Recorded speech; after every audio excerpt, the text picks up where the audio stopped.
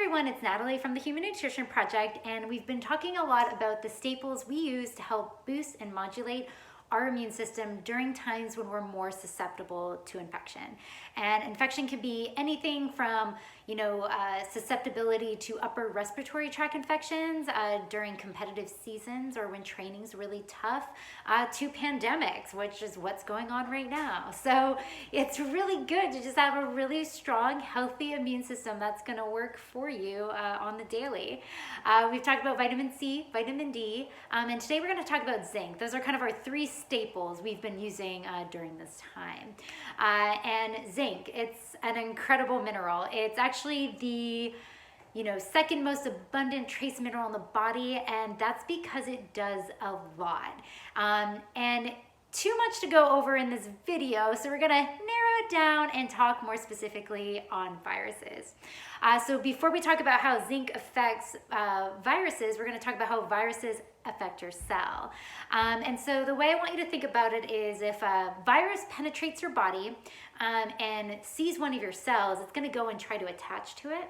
If it attaches to it, it's actually gonna fuse together, it's gonna attach, fuse together, and during that fusion process, it actually interjects its viral blueprint that our cells use to create more viruses. So that's this terrible situation where these viruses are taking advantage of our cells. They are interjecting their blueprints, and then they're using our own cellular machinery to create more of them. So how do we prevent viruses from taking advantage of us?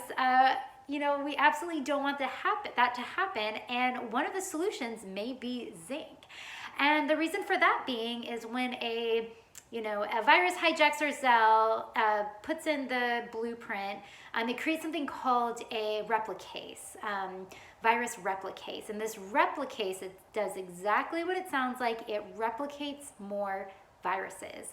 And so if we can prevent this from happening, it would be huge. Then we could prevent, the mass production of viruses that happen in our body. And zinc can inhibit that replicase from happening. Now, this is where it gets a little tricky.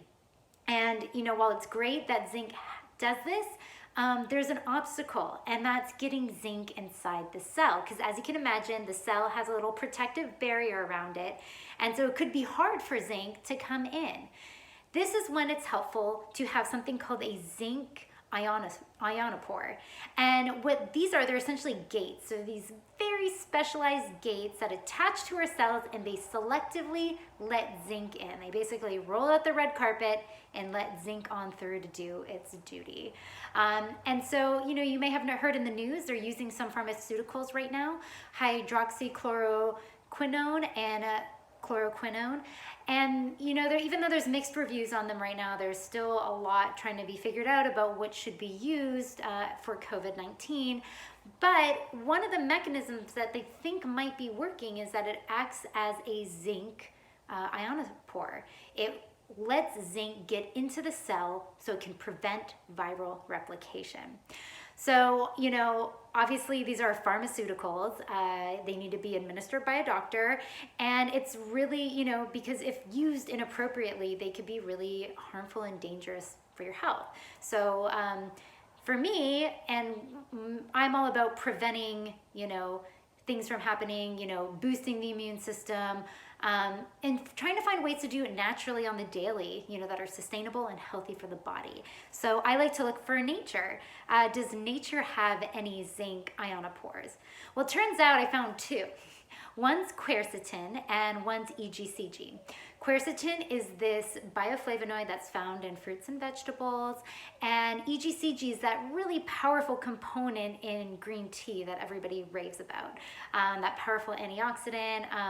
And so those two things actually, they're the gatekeepers. They let zinc in, and if you pair them with zinc, you have enough zinc in your system, and then you have the gates to let zinc into the cell. So they work really synergistically together. They work really well together. And I think they could be great, whether you supplement with them or you just increase your consumption of green tea and matcha and onions and apples and all the quercetin-rich foods that you can find. So, you know, we're gonna have a blog post on it. Make sure to check it out so you can figure out what foods are high in quercetin, what foods are high in zinc, and what foods are high in EGCG. And, you know, you can use all those components together to work synergistically to truly heighten the immune response of your body in a good, healthy, smart way. And, you know, I hope you learned something new about viruses and a little bit more about zinc.